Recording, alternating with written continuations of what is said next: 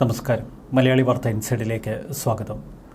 ഇന്ത്യയും പാകിസ്ഥാനും തമ്മിലുള്ള യുദ്ധം എല്ലാ പരിധിയും ലംഘിച്ചേക്കാമെന്ന് ഡെയിലി മെയിൽ ഉൾപ്പെടെയുള്ള ലോകമാധ്യമങ്ങൾ.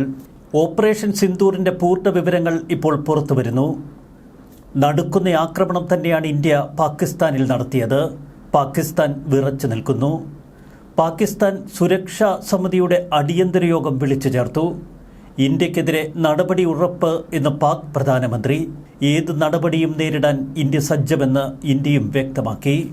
ഓപ്പറേഷൻ സിന്ദൂർ നടപടിയിൽ കൊടുംഭീകരൻ മസൂദ് അസറിന്റെ വീട് ഇന്ത്യ തകർത്തു. പാകിസ്ഥാനിലെ ബഹവൽപുരിയിലെ ജെയ്ഷെ മുഹമ്മദ് ആസ്ഥാനത്ത് നടത്തിയ ആക്രമണത്തിലാണ് മസൂദ് അസറിന്റെ വീടും തകർന്നത്. ഇന്ത്യൻ സേനകളുടെ ആക്രമണത്തിൽ മസൂദ് അസറിന്റെ മൂത്ത സഹോദരി ഉൾപ്പെടെ 14 കുടുംബാംഗങ്ങൾ കൊല്ലപ്പെട്ടു. ഇക്കാര്യം വിവിധ പാക് മാധ്യമങ്ങളും ജെയ്ഷെ മുഹമ്മദുമായി ബന്ധപ്പെട്ട കേന്ദ്രങ്ങളും വ്യക്തമാക്കി. എക്സ് പ്ലാറ്റ്ഫോം ഉൾപ്പെടെയുള്ള സാമൂഹിക മാധ്യമങ്ങളിലാണ് ജെയ്ഷെ മുഹമ്മദുമായി ബന്ധപ്പെട്ടവർ ഇത്തരം വിവരങ്ങൾ പങ്കുവച്ചത്. മസൂദ് അസർ എവിടെയാണ് എന്നതിൽ ഇപ്പോഴും അവ്യക്തത തുടരുന്നു. ആക്രമണത്തിൽ മസൂദ് അസർ കൊല്ലപ്പെട്ടോ എന്ന സംശയം ശക്തമാണ്. 36-ലധികം ആളുകൾ കൊല്ലപ്പെട്ടു എന്ന് പാക് മാധ്യമങ്ങൾ വ്യക്തമാക്കി. ചുരുക്കത്തിൽ അനേകം പേർ കൊല്ലപ്പെട്ടു എന്ന വിദേശ മാധ്യമങ്ങളുടെ റിപ്പോർട്ട് പൂർണ്ണമായും ശരിവെക്കുന്നതാണ് പാകിസ്ഥാനിൽ നിന്ന് പുറത്തുവരുന്ന സൂചനകൾ. ഇന്ത്യ അക്ഷരാർത്ഥത്തിൽ തകർത്താടി എന്ന് വ്യക്തം. ഇന്ത്യയുടെ ചുട്ട മറുപടിയിൽ തരിച്ചു നിൽക്കുകയാണ് പാകിസ്ഥാൻ. അതിർത്തി ഗ്രാമങ്ങളിൽ യുദ്ധത്തിന്റെ എല്ലാ സൂചനകളും കണ്ടു തുടങ്ങി. നേരത്തെ പ്രധാനമന്ത്രി നരേന്ദ്രമോദി റഷ്യൻ യാത്ര റദ്ദാക്കിയിരുന്നു.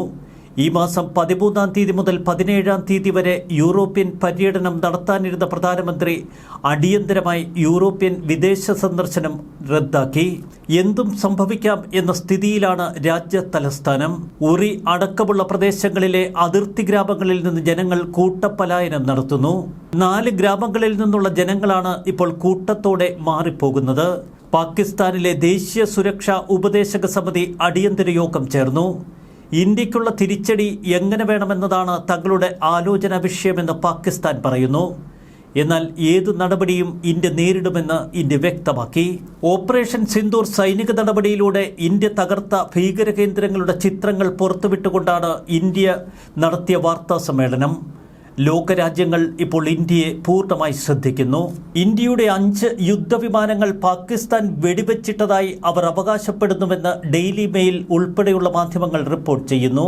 2 ആണവായുധ രാജ്യങ്ങൾ തമ്മിലുള്ള പൂർണ്ണമായ സംഘർഷത്തിലേക്ക് കാര്യങ്ങൾ നീങ്ങുന്നുവെന്നാണ് CNN ഉൾപ്പെടെയുള്ള മാധ്യമങ്ങൾ റിപ്പോർട്ട് ചെയ്യുന്നത്. കാര്യങ്ങൾ സൂക്ഷ്മതയോടെ നിരീക്ഷിച്ചു വരികയാണ് എന്ന് അമേരിക്ക വ്യക്തമാക്കി. ഇന്ത്യക്കുള്ള പിന്തുണ ഒരിക്കൽ കൂടി അമേരിക്ക ഉറപ്പിച്ചു. പൂർണ്ണ പിന്തുണയുമായി ഇസ്രയേൽ ഇന്ത്യക്കൊപ്പം. ബുധനാഴ്ച പുലർച്ചെ ഹിമാലയൻ പ്രദേശത്തിന് മുകളിലൂടെ യുദ്ധവിമാനങ്ങൾ ഇരമ്പുകയും 23 മിനിറ്റ് നീണ്ടുനിന്ന ആക്രമണത്തിൽ നിയന്ത്രണ രേഖയ്ക്ക് സമീപം സ്ഫോടനങ്ങളുടെ വലിയ ശബ്ദം കേൾക്കുകയും ചെയ്തുവെന്ന് ഡെയിലി മെയിൽ ഉൾപ്പെടെയുള്ള മാധ്യമങ്ങൾ. ഇന്ത്യയുടെ ഭാഗത്തു നിന്നുണ്ടായത് മാരകമായ ആക്രമണമാണ് എന്ന് ഇസ്ലാമാബാദ് കുറ്റപ്പെടുത്തി. അതിർത്തി കടന്ന് കാശ്മീരിലെ പാകിസ്ഥാൻ ഭീകര ക്യാമ്പുകൾ തകർത്തെറിഞ്ഞുകൊണ്ട് ഇന്ത്യ നടത്തിയ മാരക ആക്രമണമാണ് ഓപ്പറേഷൻ സിന്ദൂർ. ഇക്കാര്യം ലോകമാധ്യമങ്ങൾ ശരിവെക്കുന്നു. പാകിസ്ഥാനിലെ ഒരു സൈനിക കേന്ദ്രവും തങ്ങൾ ലക്ഷ്യമിട്ടില്ല എന്ന് ഇന്ത്യയുടെ വാക്കുകൾ പൂർണ്ണമായി ശരിവെക്കുകയാണ് അന്താരാഷ്ട്ര മാധ്യമങ്ങൾ.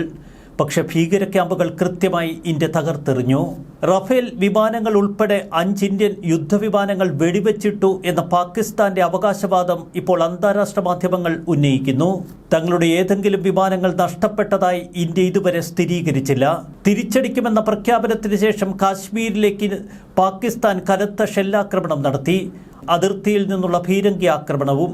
ഏകദേശം 10ഓളം ഇന്ത്യക്കാർ കൊല്ലപ്പെട്ടു. ഇന്ത്യയുടെ ആക്രമണത്തെ അപലപിച്ചുകൊണ്ട് ഇതിനിടയിൽ ചൈന രംഗത്തെത്തി. ചൈന വീണ്ടും എരുതിയിൽ എണ്ണയൊഴിക്കുന്ന കാഴ്ചയാണ് ലോകം കാണുന്നത്. ചൈനയുടെ പിന്തുണയിൽ ഏതെങ്കിലും തലത്തിലുള്ള തിരിച്ചടിക്ക് പാകിസ്ഥാൻ മുതിർന്നാൽ മാരകമായി പാകിസ്ഥാൻ ഇന്ത്യ ആക്രമിക്കുമെന്ന് വ്യക്തമാക്കി. ചുരുക്കത്തിൽ കാര്യങ്ങൾ ഒരു ലോകമഹായുദ്ധത്തിലേക്കാണോ നീങ്ങുന്നത് എന്ന ആശങ്ക ലോകമാധ്യമങ്ങൾ പ്രകടിപ്പിക്കുന്നു. ഇന്ത്യയും പാകിസ്ഥാനും തമ്മിൽ ഏറ്റുമുട്ടിയാൽ സമാനതകളില്ലാത്ത തലത്തിൽ പാകിസ്ഥാനെ നിലംപരിശാക്കുമെന്ന സൂചനകൾ ശക്തമാണ്. പാകിസ്ഥാൻ ആത്മഹത്യയ്ക്ക് ഒരുങ്ങരുത് എന്ന് ഇന്ത്യ ഓർമ്മപ്പെടുത്തുന്നു. പാകിസ്ഥാന്റെ പ്രകോപനപരമായ വെടിവയ്പിൽ 10 ഇന്ത്യക്കാർ കൊല്ലപ്പെട്ടു എന്ന വാർത്തകൾ സ്ഥിരീകരിക്കുന്നു. അതുകൊണ്ട് തന്നെ തിരിച്ചടി ഉറപ്പെന്ന് ഇന്ത്യ വ്യക്തമാക്കി. ഇന്ത്യക്ക് നേരെ ഇനിയും ഭീകരാക്രമണ സാധ്യതയുണ്ട് എന്ന് ഇന്ത്യയുടെ രഹസ്യാന്വേഷണ ഏജൻസികളുടെ റിപ്പോർട്ടിന്റെ അടിസ്ഥാനത്തിലാണ് ഭീകര ക്യാമ്പുകൾ തകർത്തെറിയാൻ തങ്ങൾ തീരുമാനിച്ചത് എന്ന് വിദേശകാര്യ സെക്രട്ടറി വിക്രം മിശ്രി വാർത്താസമ്മേളനത്തിൽ പറഞ്ഞു. ഇന്ത്യ നടത്തിയ ആക്രമണങ്ങളിൽ 26 പേർ കൊല്ലപ്പെട്ടു എന്ന പാകിസ്ഥാന്റെ ഔദ്യോഗിക സ്ഥിരീകരണം ഇത് പൂർണ്ണമായി തള്ളിപ്പറഞ്ഞുകൊണ്ട് പാക് മാധ്യമങ്ങൾ രംഗത്തെത്തി. നിരവധി പേർ പാകിസ്ഥാനിൽ കൊല്ലപ്പെട്ടു. പാക് അധിനിവേശ കാശ്മീരിൽ തകർന്നടിഞ്ഞ കെട്ടിടങ്ങളുടെ ചിത്രങ്ങൾ നൽകിക്കൊണ്ടാണ് പാകിസ്ഥാൻ മാധ്യമങ്ങൾ ഇക്കാര്യം ആവർത്തിക്കുന്നത്. തീവ്രവാദികളും പാകിസ്ഥാനും തമ്മിലുള്ള ബന്ധം കൃത്യമായി ഇന്ത്യക്ക് ബോധ്യപ്പെട്ടു. തെളിവുകളുടെ അടിസ്ഥാനത്തിലാണ് ഇപ്പോൾ ഭീകര കേന്ദ്രങ്ങൾ ഇന്ത്യ ആക്രമിച്ചത്. കഴിഞ്ഞ കുറേ കാലമായി ഞങ്ങൾ ഈ ഭീകര കേന്ദ്രങ്ങൾ നിരീക്ഷിച്ചു വരികയായിരുന്നു. വ്യക്തമാണ് വിക്രം മിശ്രിയുടെ വാക്കുകൾ. നീതി നടപ്പായി എന്ന് ഇന്ത്യ പ്രഖ്യാപിക്കുമ്പോൾ ഇത് പ്രതീക്ഷിച്ചിരുന്നുവെന്ന ഡൊണാൾഡ് ട്രംപിന്റെ വാക്കുകൾ. ഏത് തിരിച്ചടിയും നേരിടാൻ സജ്ജമെന്ന് ഇന്ത്യ വ്യക്തമാക്കുമ്പോൾ പാകിസ്ഥാൻ അക്ഷരാർത്ഥത്തിൽ വിറച്ചു നിൽക്കുന്ന കാഴ്ചയാണ് ലോകം കാണുന്നത്. മുസാഫറാബാദ് മുതൽ പവൽപൂർ വരെ ഇന്ത്യ ലക്ഷ്യമിട്ട ഭീകര കേന്ദ്രങ്ങൾ വ്യക്തമാണ്. കൃത്യമായ സന്ദേശമാണ് ആക്രമണങ്ങളിലൂടെ ഇന്ത്യ പാകിസ്ഥാന് നൽകിയിരിക്കുന്നത്. പാകിസ്ഥാനിലും പാക് അധിനിവേശ കാശ്മീരിലും താവളമുറപ്പിച്ച കൊടും ഭീകരരെ ഇന്ത്യ കൃത്യമായി ഉന്നമിട്ടു. പ്രിസിഷൻ അറ്റാക്കാണ് ഇന്ത്യ നടത്തിയത് എന്ന് വിക്രം മിശ്രി പറഞ്ഞു. 9 ഭീകര താവളങ്ങൾ തകർത്ത് തരിപ്പണമാക്കിയ ആക്രമണത്തിൽ നിരവധി ഭീകരർ കൊല്ലപ്പെട്ടു. ഭീകര ക്യാമ്പുകൾക്ക് നേരെ സമാനതകളില്ലാത്ത ആക്രമണം ഇനിയും തുടരുമെന്ന് ഇന്ത്യ വ്യക്തമാക്കി. ഓപ്പറേഷൻ സിന്ദൂറിലൂടെ ഇന്ത്യ ലക്ഷ്യമിട്ടത് ഭീകര സംഘടനകളായ ലഷ്കർ എ തൈബയെയും ജെയ്ഷെ മുഹമ്മദിനെയുമായിരുന്നു എന്ന് വ്യക്തമാക്കുന്നതാണ് ഇപ്പോൾ പുറത്തുവരുന്ന റിപ്പോർട്ടുകൾ. 70-ലധികം ഭീകരർ കൊല്ലപ്പെട്ടുവെന്ന ഇന്ത്യയുടെ സ്ഥിരീകരണം. തരിച്ചു നിൽക്കുന്ന പാകിസ്ഥാൻ ഇനി എന്ത് നടപടികൾ സ്വീകരിക്കും? പൂർണ്ണമായും ഇന്ത്യക്ക് മുന്നിൽ അടിയറവ് പറയുക മാത്രമാണ് ഇപ്പോൾ പാകിസ്ഥാന് മുന്നിലുള്ള പോംവഴി. ചില പാക് മന്ത്രിമാർ നേരത്തെ ആണവായുധങ്ങൾ ഉയർത്തിക്കാട്ടിക്കൊണ്ട് ഇന്ത്യക്ക് ചില മുന്നറിയിപ്പുകൾ നൽകിയിരുന്നു. അവയൊക്കെ ഇന്ത്യ പുച്ഛിച്ചു തള്ളുന്നു. പാകിസ്ഥാന്റെ പീരങ്കി ആക്രമണത്തിന് ഇന്ത്യ ഉചിതമായ രീതിയിൽ മറുപടി പറയുമെന്ന് ഇന്ത്യ വ്യക്തമാക്കി. ഇന്ത്യ അടിച്ചേൽപ്പിക്കുന്ന യുദ്ധത്തിന് എല്ലാ തലത്തിലും മറുപടി നൽകാൻ പാകിസ്ഥാൻ അവകാശമുണ്ട് എന്ന് പാക് വ്യക്തമാക്കുന്നു. പാക് അധിനിവേശ കാശ്മീരിലെ ഒരു അണക്കെട്ട് ഇന്ത്യൻ ആക്രമണത്തിൽ തകർത്തുവെന്ന് പാകിസ്ഥാൻ പറയുന്നു. ഇന്ത്യയും പാകിസ്ഥാനും തമ്മിലുള്ള യുദ്ധം ലോകമഹായുദ്ധത്തിലേക്ക് വഴിവെക്കുമെന്ന് ബാബ വാങ്ടയുടേതുൾപ്പെടെയുള്ള പ്രവചനങ്ങൾ ഉയർത്തിക്കാട്ടി ഇപ്പോൾ അന്താരാഷ്ട്ര മാധ്യമങ്ങൾ ശക്തമായ ചില മുന്നറിയിപ്പുകൾ നൽകുന്നു. യാതൊരുവിധ വിട്ടുവീഴ്ചയ്ക്കും ഇനി ഇന്ത്യ തയ്യാറല്ല എന്ന സന്ദേശമാണ് ലോകമാധ്യമങ്ങൾ കൃത്യമായി പങ്കുവെക്കുന്നത്. പാകിസ്ഥാൻ പ്രദേശത്ത് വീണ ഒരു വിമാനാവശിഷ്ടം ഉയർത്തിക്കാട്ടിക്കൊണ്ട് ഇത് ഇന്ത്യൻ റഫേൽ വിമാനത്തിന്റെ അവശിഷ്ടങ്ങളാണ് എന്ന് പാകിസ്ഥാൻ അവകാശവാദം ഉന്നയിച്ചു. എന്നാൽ ഇന്ത്യൻ വ്യോമാതിർത്തിയിൽ നിന്ന് മാത്രമേ പാകിസ്ഥാനിലെ ഭീകരകേന്ദ്രങ്ങൾക്ക് നേരെ തങ്ങൾ ആക്രമണം നടത്തിയിട്ടുള്ളൂ എന്ന് ഇന്ത്യൻ വ്യക്തമാക്കി. ഭയചകിതരായ പാക് ജനതയാണ് ഇപ്പോൾ ലോകം കാണുന്നത്. അടുത്ത ഘട്ടം ആക്രമണത്തിനുള്ള ആയുധമൂർച്ച ഇന്ത്യ കൂട്ടിക്കൊണ്ടിരിക്കുന്നു.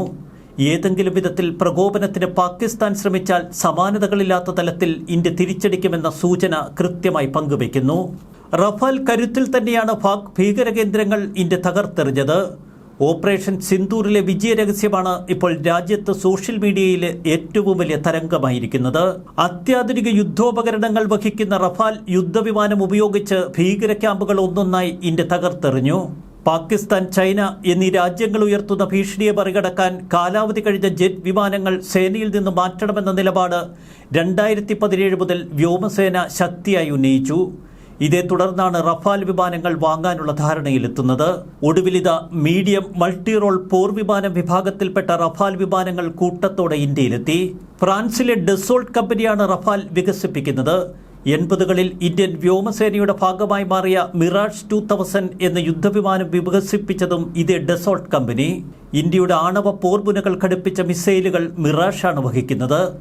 ഇന്ത്യയുടെയും ഇസ്രായേലിൻ്റെയും പ്രതിരോധ സാങ്കേതിക സംവിധാനങ്ങളും ആയുധങ്ങളും ഘടിപ്പിക്കുന്നതോടെ ലോകത്തെ ഏറ്റവും മികച്ച റഫാൽ പോർ വിമാനം ഇന്ത്യക്ക് സ്വന്തം.